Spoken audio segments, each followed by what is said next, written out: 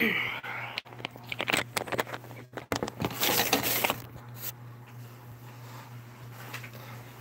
guys, what's up? It's Nicole. Welcome back to my channel. Hey, how's everybody doing? So I can see that light, but I can't do anything about it. So, yeah. Okay.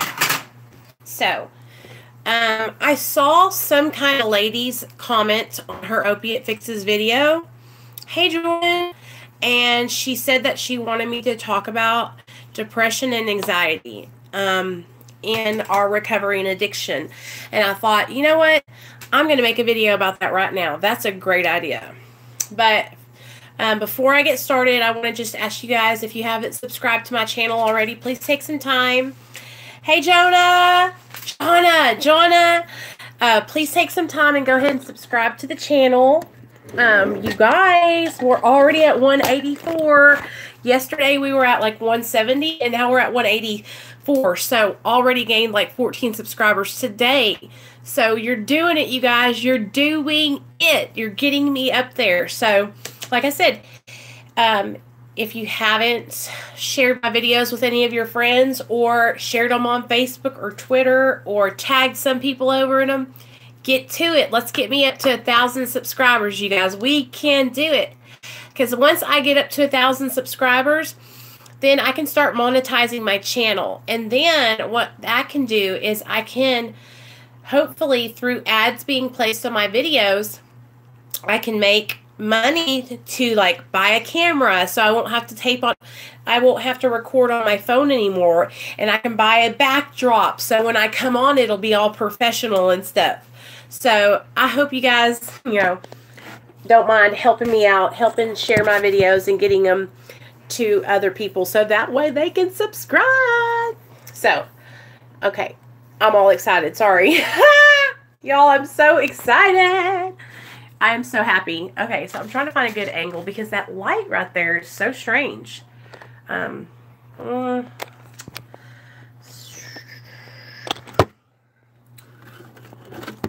Subscribe to my channel before you leave. Subscribe. All right. So, depression and anxiety in recovery and addiction. So, I struggle with anxiety. I am extremely high strung. I know you guys have probably noticed that. And I struggle with depression, and I take medication for both. I take Lexapro and Wellbutrin. And so when I first got sober, I thought I was bipolar. And so I think I had been sober for like 6 months, and I was trying to get my doctor to get me on some meds, because I was struggling with my mental health.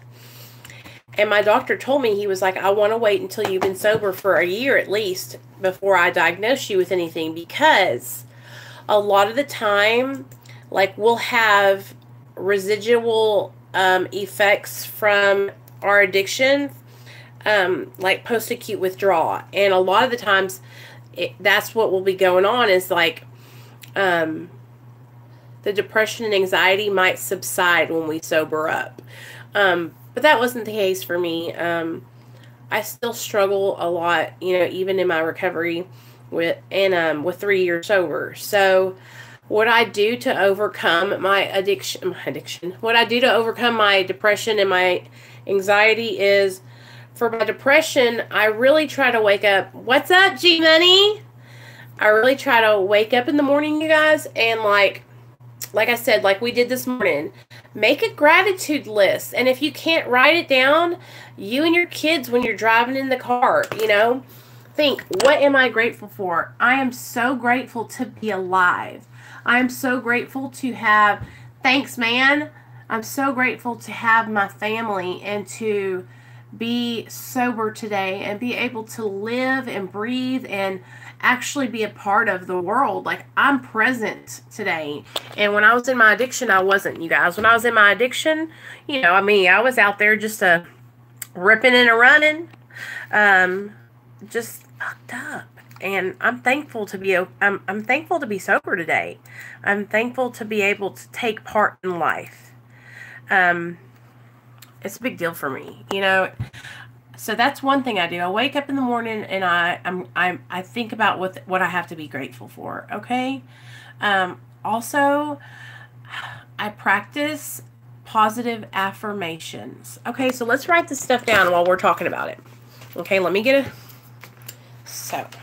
and I'm gonna make like a little chart y'all can look at while we're doing this.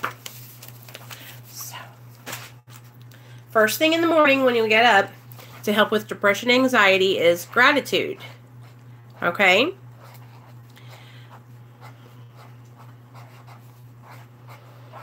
Usually I do 2 to 5 things that I'm grateful for. And then second is positive affirmations. And what I mean by that is, I got me a mirror too. Hold on. Do any of you practice and do positive affirmations? I used to think, oh gosh, I'm not going to do that. But I do now. Get you a mirror or get up and go in your bathroom. Get your mirror, set it up. Nicole, you are beautiful. Nicole, you are worthy. Nicole, you are a child of God. You are chosen. You are special. You are one of a kind. You're tan. It's so beautiful. Look at that hair, girl. You got it all going on. I love you. I love me. I love myself. I love myself. I deserve to be sober. I deserve to be sober. I deserve good life. I deserve a man that loves me and takes care of me. I deserve to have a nice job. I am beautiful. I am one of a kind. That's daily affirmations. Positive affirmations. And you guys, for the longest time, I would look at myself in the mirror and I could not think of anything to say to myself because I felt so shitty about myself. But now I'm like, you know what, girl? Like, I just tell myself, like, even when I'm not feeling beautiful, I'll say, you are beautiful. I love me. I love myself. And I'll say it over and over and over again, you guys, because for so long, I beat myself up. For so long, I told myself I hated myself. I called myself a junkie whore. I let other people call me junkie whores. I let other people kick me while I was down. And I'm not doing that no more. Today, I'm standing up because I'm worthy and I deserve to be on top. I deserve to have a good life. I don't have to struggle and rip and roar and do dope and commit crimes. Like, today I'm worthy and I deserve a better life. Positive affirmations. Okay, so now after I do positive affirmations, and you guys, sometimes it's hard to think of things like to say to myself, especially for so long you practice negative self-talk and you practice beating yourself down and hearing other people beat you down. It's hard.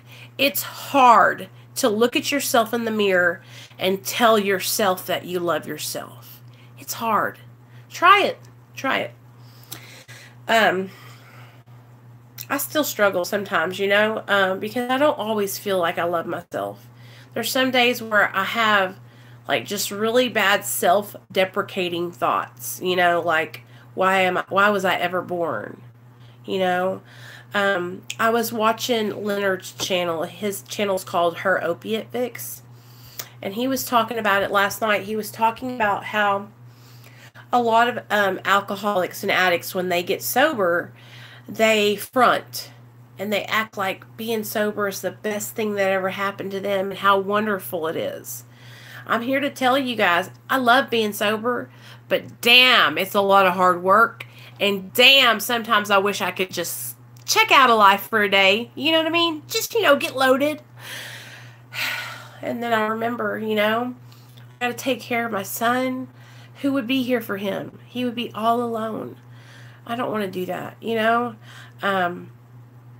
It's life on life's terms when you get into recovery. When you start sobering up, life doesn't stop happening because you get sober. Life doesn't get easy because you get sober. It continues to be life. you're just not adding on a bunch of bullshit on top of it because you're getting fucked up. You know what I mean? And fucking shit up. So we got gratitude, positive affirmations. I involved in some support groups.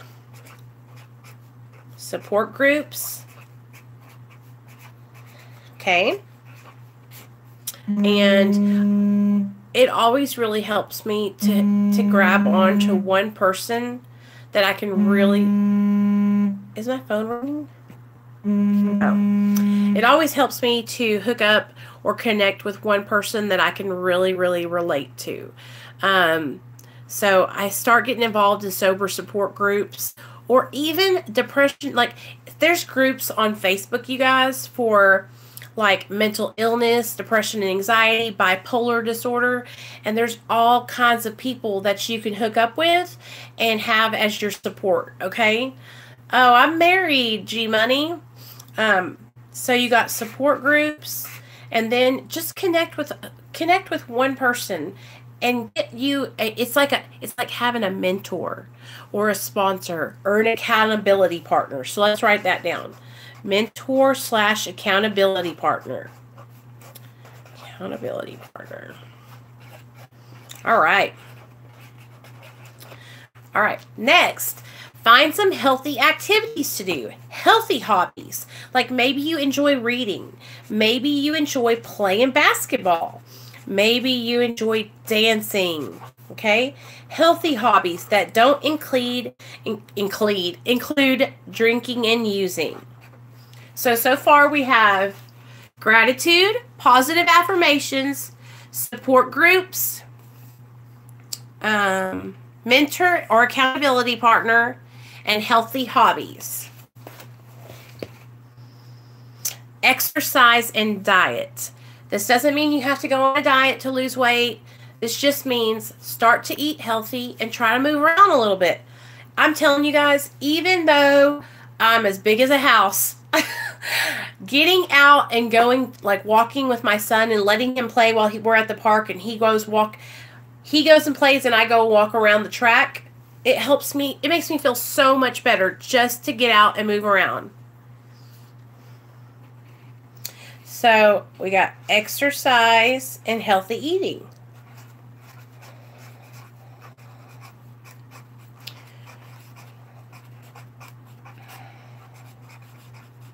Okay. Depression and anxiety. Dealing with depression and anxiety. Reach out for help.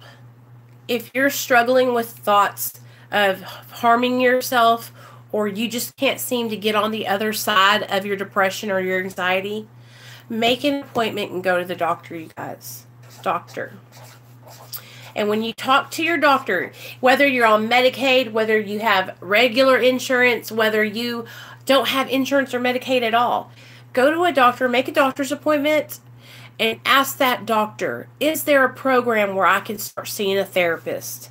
Because you guys, sometimes when you are, low income, there are programs that can help you get therapy, go to the doctor, and get services that you'll need. Don't wait until it's too late. Take care of yourself. If you're struggling, reach out for help, go to the doctor, get an appointment made, and get to it. So far we got gratitude, positive affirmations, support groups, mentor and accountability partners, healthy hobbies, exercise and healthy eating, and doctor, therapist. The next thing is, if your doctor or therapist recommends it and you need medication for your anxiety and depression, do it. Get you some medication. Go do it. Don't be ashamed if you need psych meds, you guys. Like, some of us have chemical imbalances that will be like that for the rest of our lives. And we'll have to have a chemical to help us to live normal lives, to live healthy, normal lives. So if you need medication because you're struggling with your mental health, do not be ashamed. You know what I mean? Get it done. Talking to somebody else, you guys, and like processing with a therapist or even your doctor or a sponsor, just talking to someone, it helps so much. I'm telling you guys, you might think I'm crazy, but coming on here and talking to you guys is so therapeutic for me. When I'm struggling, I can come on here and do a live video, and I get to read you guys' comments, and it literally changes my whole attitude. It brings me up so far. It helps me so much. It really does. And I'm so grateful to have you guys, you know. I've really been going through it today. I'm struggling hard, you guys. I got some bad news today when I got home, and I don't know what's going to happen. And I'm worried. So I thought, let me come on and talk to my people about depression and anxiety, because my anxiety is like through the roof right now.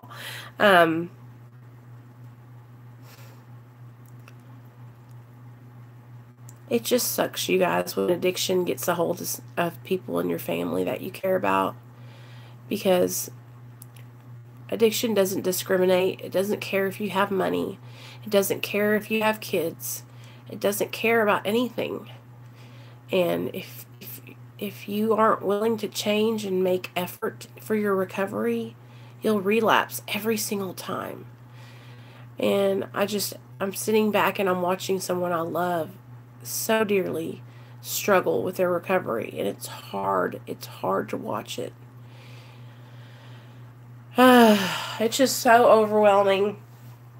I don't really want to talk about it on here, you know, but just, I'm okay, you know, I'm okay, but I'm just having a hard time because I worry about people I love, you guys. It's just somebody really close to me I'm sure y'all can put the guess, okay? But I'm not going to say, because you know how people are on the internet. Haters will hate.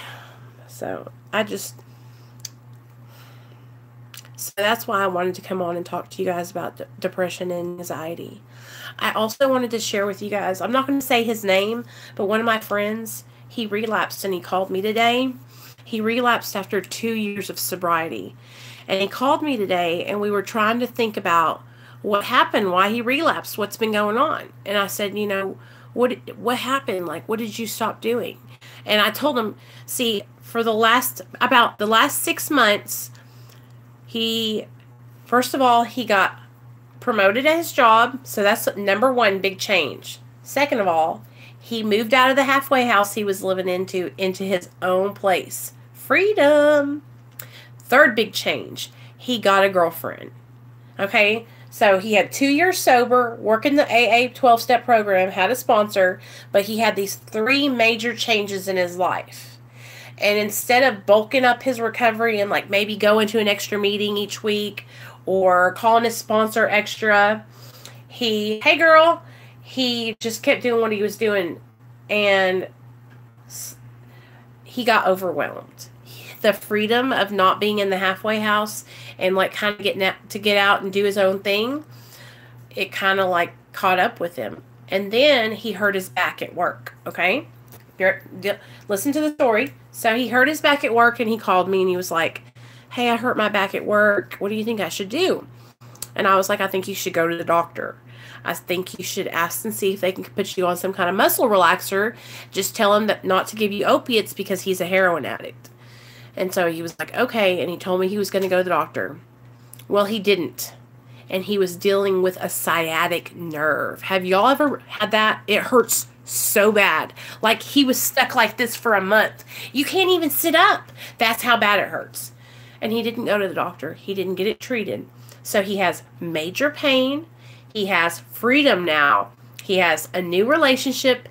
And he got promoted to full-time in his job. So all these stressors plus the pain.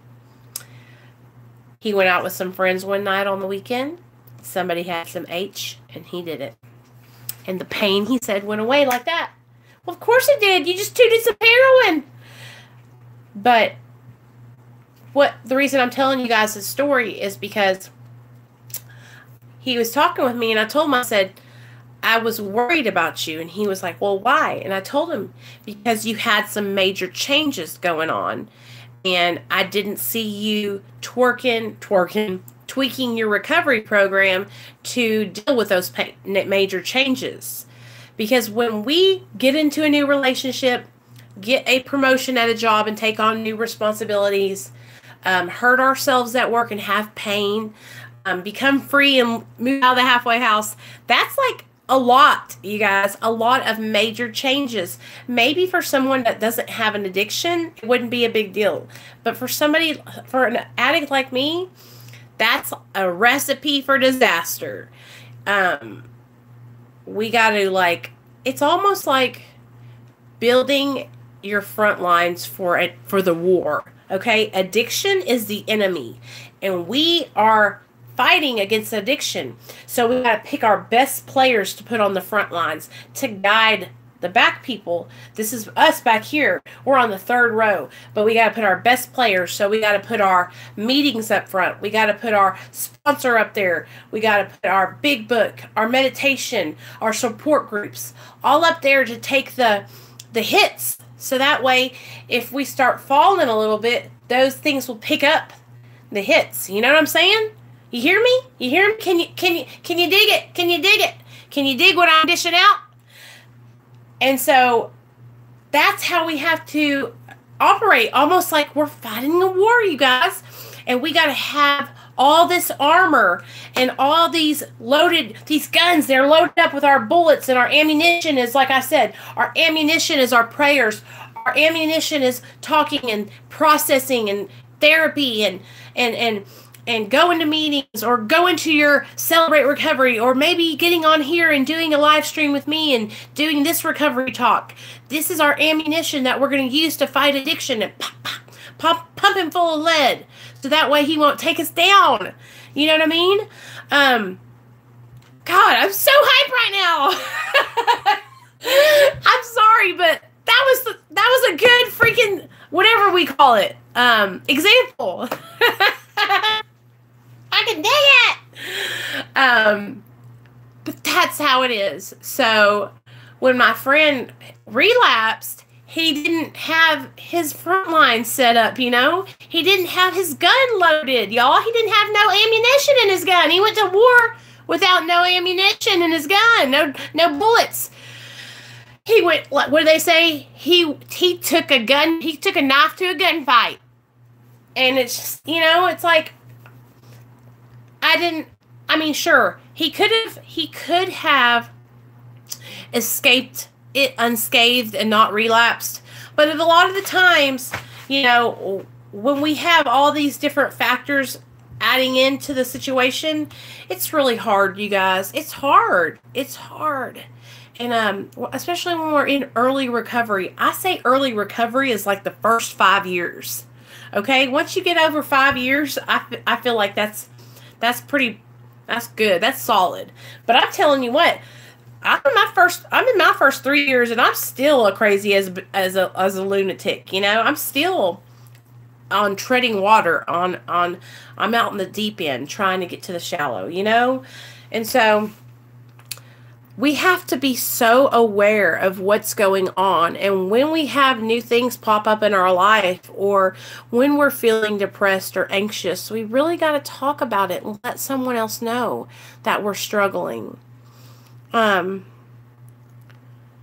It's hard, guys, and it's not going to be easy all the time, you know, and there's going to be days where we want to throw in the towel, you know, but we don't want to lose everything we've worked so hard for, you know what I mean? So my friend, he called me today, and he was like, you know, I want to tell you I relapsed, and I wanted you to hear it from me, because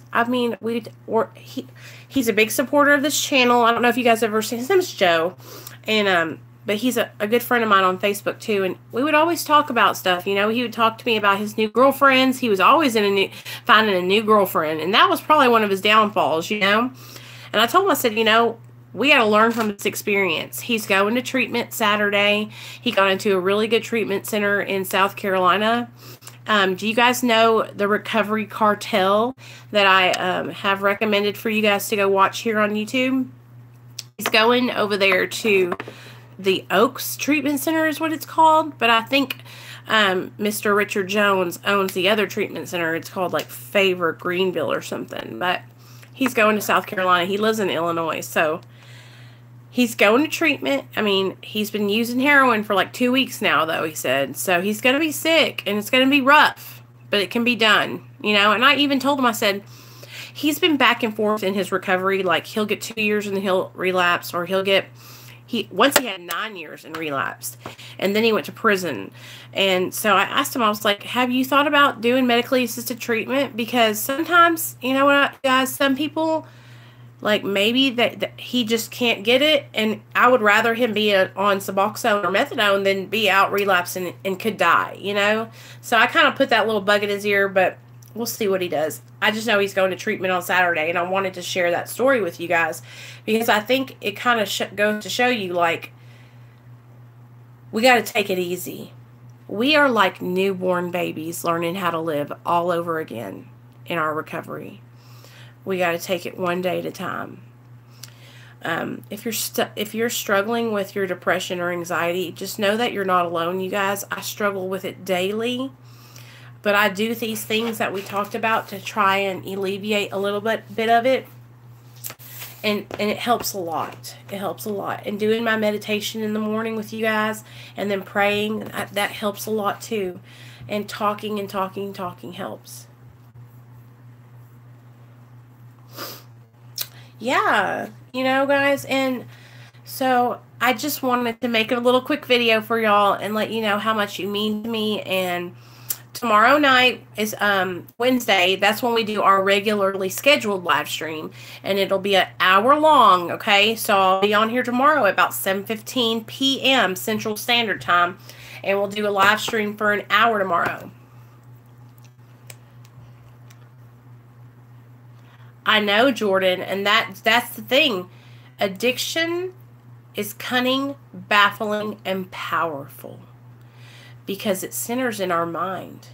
And it will tell you 10, 20 years down the line, oh, girl, you've been sober for 20 years.